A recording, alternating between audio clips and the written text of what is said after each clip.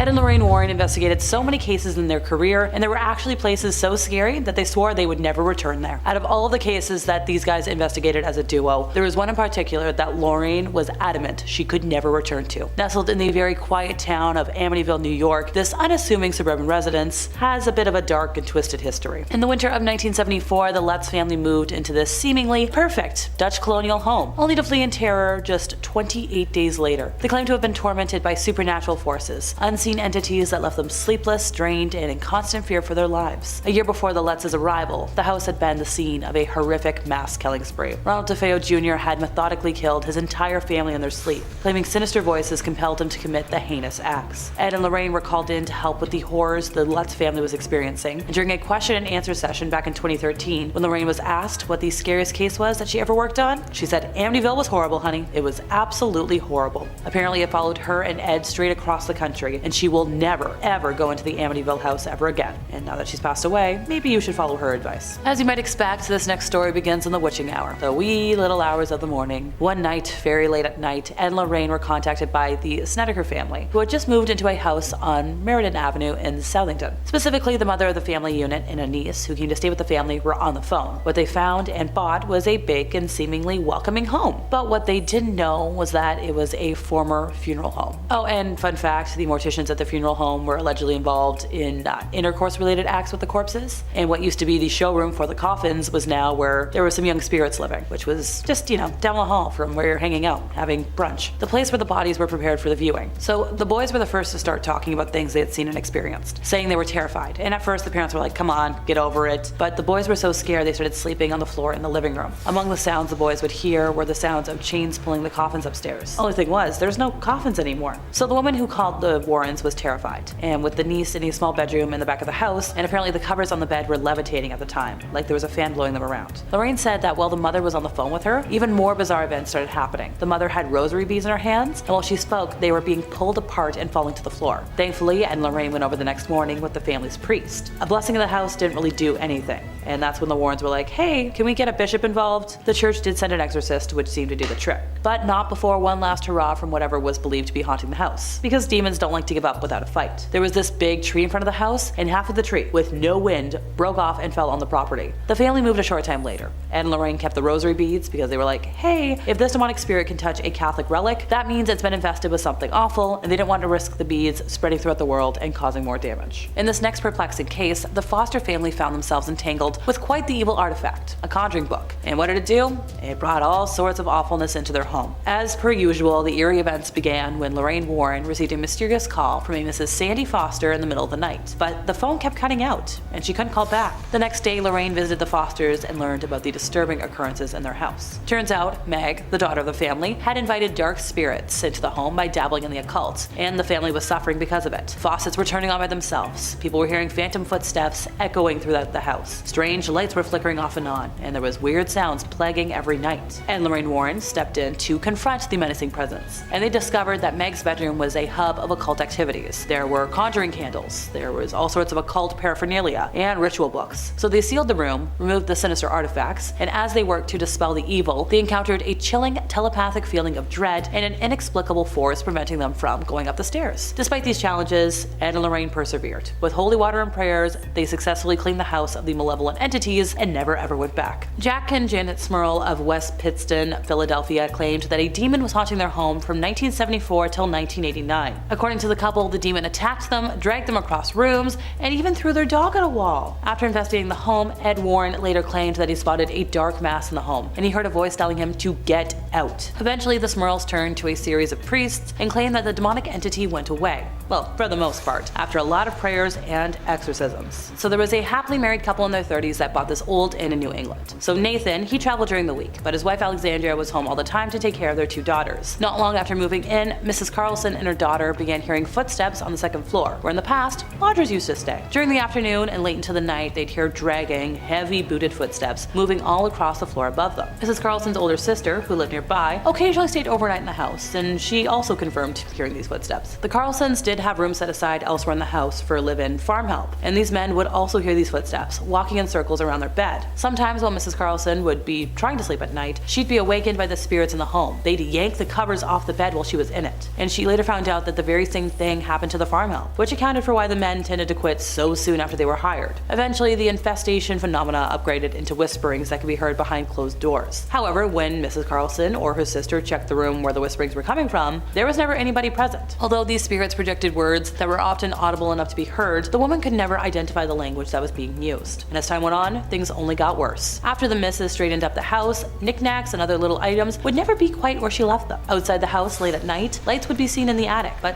there was no electricity up there. While painting a room one day, the heat was suddenly drawn away, and the missus felt a hand touch her shoulder. She got so angry, she threw the paintbrush in the direction where she believed the entity to be and said, "I don't know who you are or what you want, but you're not going to get me." Well, everything got worse. Things were happening pretty much daily because the infestation took hold over the house. The kitchen and the bathroom water faucets would suddenly turn themselves on full force at the same time. On occasion, Mrs. Carlson would hear 3 knocks at the front door, which, folks, that's the sign of an inhuman presence. And of course, she'd go to the door, but there'd be nobody there. On the second floor, a visitor reported seeing a snake on the window ledge after hearing 3 taps on the window, but there was no nearby tree the reptile could have climbed. Oh, don't worry folks, it gets worse. So while living in the house, the Carlsons added a new addition to the family. And one night, while the missus was watching television in the living room, she heard this crazy powerful explosion, and when she jumped up to check, thinking that the furnace might have blown, she found the door to the new addition's room violently torn open. Objects were still swinging and vibrating, and the temperature in the nursery was similar to a meat locker. Though the spirits in the home had obviously tried to kill the new addition, thankfully the new addition survived. However, when the spawn got a little bit older, Mrs. Carlson was walking past him as he played with some knickknacks from the living room when he suddenly let out a loud shriek saying, "You stepped on Beatrice." Now, Mrs. Carlson put down everything she was carrying and she's like, "Who's Beatrice?" And he's like, "Oh, Beatrice is my friend who tells me what to do." Mrs. Carlson then told her son to ask Beatrice who she was, and after a pause, he replied that Beatrice told him to tell her that she's a witch. The mom took away the items the boy was playing with, and it sent him into hysterics. She tossed them into a basket in her bedroom closet, somewhere the boy was forbidden to go without her permission, and didn't think about it until later that night, when she was in bed by herself and saw a large, spooky form in the room with her. She described the entity as being darker than the darkest night, and it moved very slowly around the room, freezing her with fright. I didn't mean to be a poet, folks. Before the black mass went away, it transmuted into a globe of synthetic light, about the size of a basketball, while producing a deafening roar, which was once again similar to that furnace. And this went on for many nights, until the Warrens were called in. And like many other times, they took a tour of the home, blessed it, realized the knickknacks were tied to the entity, and took them with them. Depending on what you consider terrifying, today might just shock your psyche. Just so we all have the same context going into this, the White Lady is the name of the ghost that haunts the Union Cemetery in Easton, Connecticut. Most locals believe her to be the ghost of Harriet Seeley, whose young son passed shortly after being born, with Harriet herself passing soon afterwards. Legend believes she may have died in hopes of finding her son, and still wanders their final resting place searching him out. Whereas other folks believe the White Lady is the ghost of a woman from the 1940s who, well, she killed her husband and later took her own life and is now doomed to wander the graveyard. Her physical description is the one thing that remains consistent. She is a young woman wearing a white dress with, well, dark hair. Many who have witnessed her believe they have almost hit her with their vehicle, only to find no trace of her once they pull over. Others claim they have often seen her hovering slightly above the ground around the cemetery, going back and forth amongst different gravestones. So Ed Warren was obsessed with her, and he went on record a lot of times being like, "I am determined to capture footage of this elusive lady." And allegedly he was able to do so, but then he kept the tape for himself. He hoarded it like it held the secrets to the universe, like it was proof of alien life. Now, ever since the passing of both Ed and Lorraine, their son-in-law, Tony Spera, has released the footage in its entirety to YouTube, and the tape shows an apparent white human figure moving behind some tombstones. And similar to most UFO footage, most Bigfoot footage, Loch Ness Monster, etc., the figure is at that perfect distance and resolution so you can see a shape, but you can't ID anything. Well, enter a woman named Judith Penny, who helped Ed allegedly maintain his reputation by faking this. So when he claimed to have captured the White Lady on tape in the summer of 1990, after allegedly camping out in the graveyard for a week, allegedly Judith was the mystical being spotted on tape, masking herself with a classic white sheet. Well, this next video is blurred on YouTube to protect the identity of the poor girl. I personally think it's up there as one of the most frightening things I've ever seen. At an hour and 20 minutes long, it depicts a Catholic bishop in Connecticut attempting to converse with a demonic entity that has possessed the body of an innocent young woman, while her family restrains her. Ed and Lorraine were the ones to alert the church to the possession after meeting this young girl during an audience chat session that was held at the conclusion of one of their public presentations. During portions of the exorcism, when prayer is done, you can hear the demon acting wildly, and it originally refuses to give its name, both of which are quite common in cases of demonic possession. Eventually, we learn that there are not one, not two, but 4 demons possessing our victim, with one of them identifying themselves as Robert, a name associated with the son of Satan. So this footage was unreleased until after the passing of Ed and Lorraine, and it's believed they were told by the Catholic Church to specifically keep it under wraps. But their son-in-law doesn't have the same fear or respect for the church, depending on how you look at things, so I guess we have Tony Spare to thank. This next video is from 2014, and it's a ritual that was captured on camera by a man who heard the shrieks of a woman inside a sanctuary and filmed it through a peephole. This incident occurred at the Assumption of the Virgin Mary Church in Vranev and Digi in February of 2014, and the church's priest, Marek Dunda, confirmed the video is real. But he's like, if there's something filmed through a keyhole, there's nothing more to say about it. Which, like, okay, good at dodging the question, I guess. So obviously, because of the nature of the video, it's kind of hard to tell what's happening, but it appears that at least 2 people surround the woman, who can be heard screaming in absolute agony with momentary pauses in between the duration of the just under 2-minute long video. Daniel Trachta, who captured the video after hearing the screams, warns people in the description to watch the chilling footage while wearing headphones. When asked about the condition of the woman in the video, the priest said any details about her or her state were private. And don't get me wrong, while I'm glad the church is protecting her privacy, I just hope she was able to find solace and be healed of her demons. On April 5th of 1991, 2020 featured a segment that showed an actual Roman Catholic ritual of casting out demons. Videotaped at a nun's home in the suburban Palm Beach County, the segment shows the affected girl, referred to only as Gina, as she thrashes under the effect of ancient prayers. She's sprinkled with holy water, and you've got that classic cross pressed to the head. Obviously, because she's possessed, she's retching, she's writhing, she's yowling, she's baring her teeth. She's saying, "Get me out of here, me not want to leave." She's shrieking at the priest, and she even snaps her bonds. If the exorcism team hadn't tied her down, she might have actually levitated to the ceiling. At the time, the March 25th issue of U.S. News and World Report carried no fewer than 5 articles on hell and the devil. Because apparently at the time, it was like more than the heyday of the 1950s when it came to demonic stuff. And another poll released in the same year said that 55% of Americans believe in the devil and in demonic possession. So how does that tie into this? Well, we're talking about exorcisms, right? Speaking of which, the main exorcist in this report is only known as Father A. And going back to the sisters involved, we've got Lois Schaefer and the Reverend Walton Dockerow. And they took part in this, even though, technically off the record.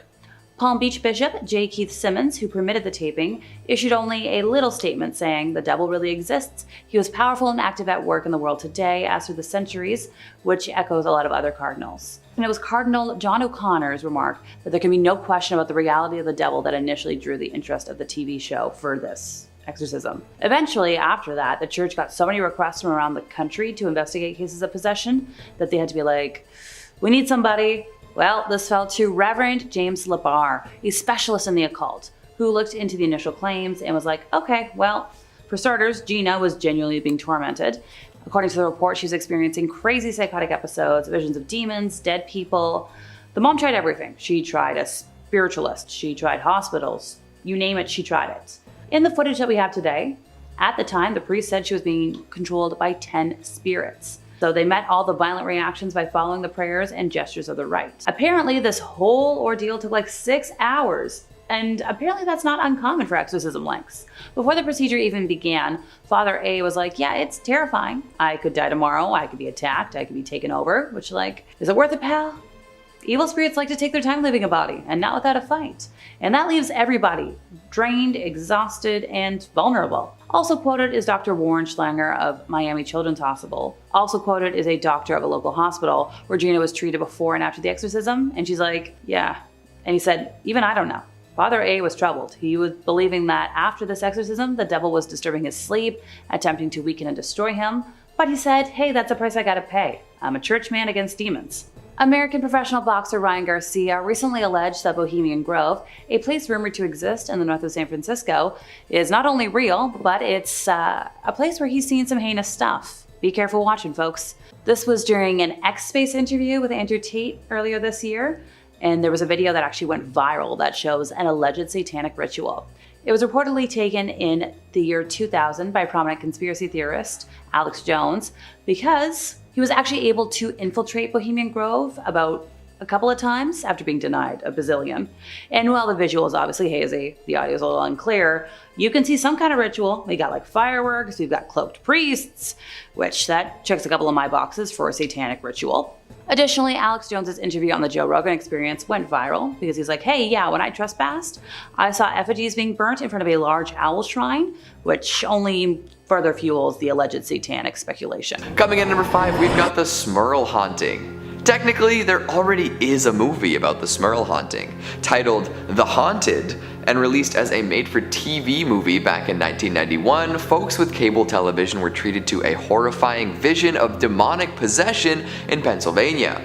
However, we live in the golden age of streaming, with brand new top-notch movies and shows being released almost daily. So with the advances in filmmaking technology and maybe some assistance from the research team at Blumhouse, I think this tale could be brought back to life in incredible fashion. Based on what's happened with the mainline Conjuring series lately, it would be interesting to see a return to a strictly haunted house format, but the story here is rich enough to make it work. Here's the real-life story of the Smurls. Hopefully you'll see how it works as a movie. In the mid-70s, Janet and Jack Smurl were forced out of their home due to flood damage. They packed up their stuff, got their kids and parents in a car, and moved down to West Pittston.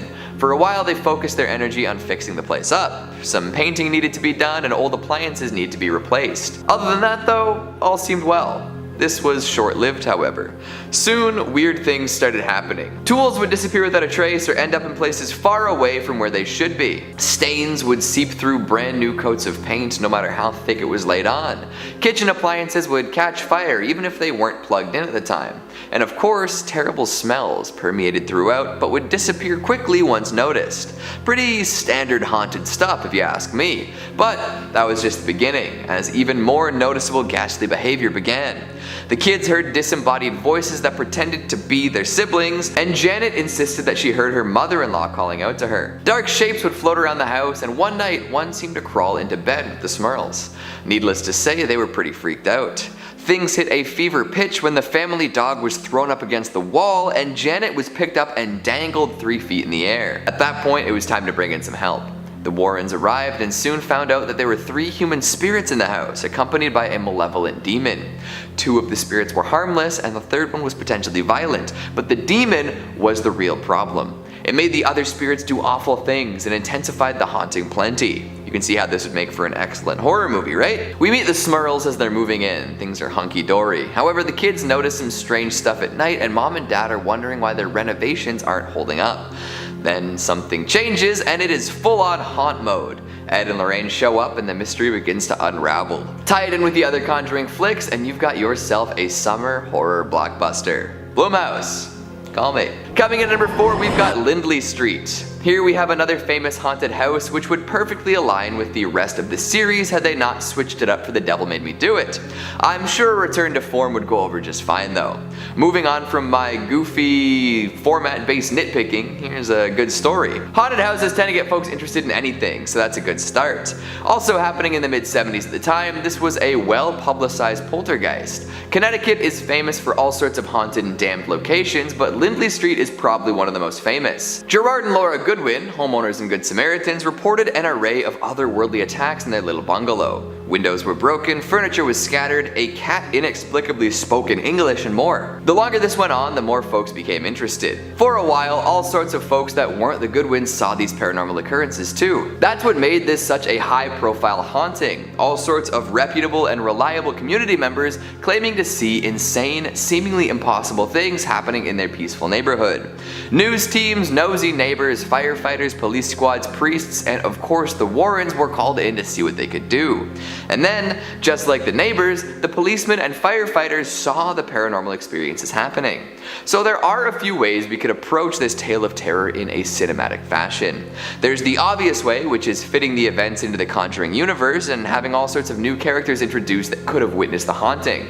Classic, can't miss stuff right there. However, the guy in me who took a bunch of film courses at university makes me want to look at this a little differently. You know, I want to hear all sorts of different perspectives, a bit of he said, she said, maybe investigate what each individual saw and see if there is an ultimate answer. If I'm being too vague, I'll come right out and say it. Let's make a haunted house Rashomon. Like, have the Warrens or some surrogate demonologists come in at the very beginning and ask folks what's happening. Then you get accounts from each invested party, and every tale is different in some way or another. And then, as is the case with most real-life haunted houses, we don't really come away with a concrete answer. Just the tales of those who experienced it themselves and the tricky job of putting the pieces together ourselves. Think about it. Coming in at number 3, we've got the Donovan family. Ghosts and romance. Ain't nothing better, right?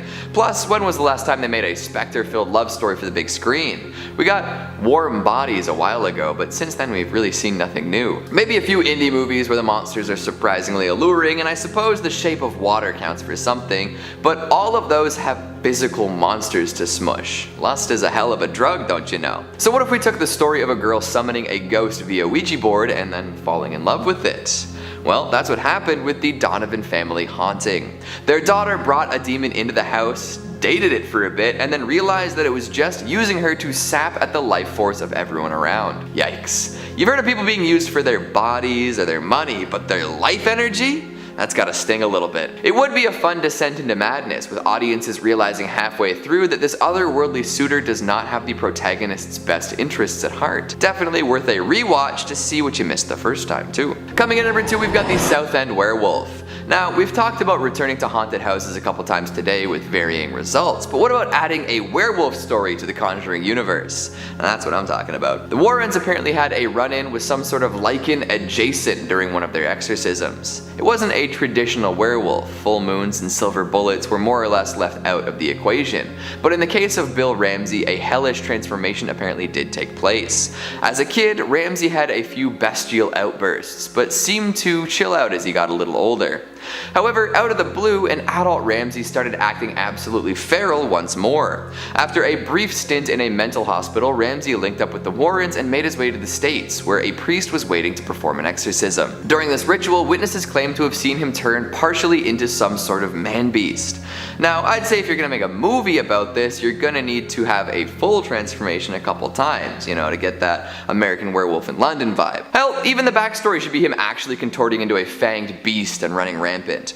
It won't be all true, but it will make for some excellent popcorn moments. And finally, at number 1, we've got West Point.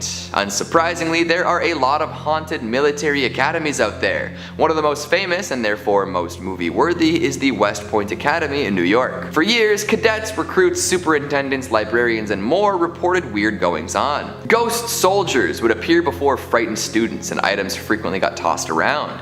All sorts of colorful undead characters tend to show up here as well. There's the Pusher, a chilling apparition that pushes and holds people down in their sleep, rendering them immobile. Then there's the ghost cook Molly, who is a little disgruntled and likes to rumple bed sheets and smash wine bottles. One of the most famous ghosts here is a soldier turned murderer known as Greer. The Warrens were called in during the 70s to see what they could do about it all and spoke with and did impressions of some of these figures. Any or all of these ghosts would make for a really fun flick filled with poltergeist-style scares and ghosts with real personality. Now, I'm sure that in due time we'll see all these stories adapted. The Conjuring universe is an insane moneymaker, and the Warren stories are too good to pass up.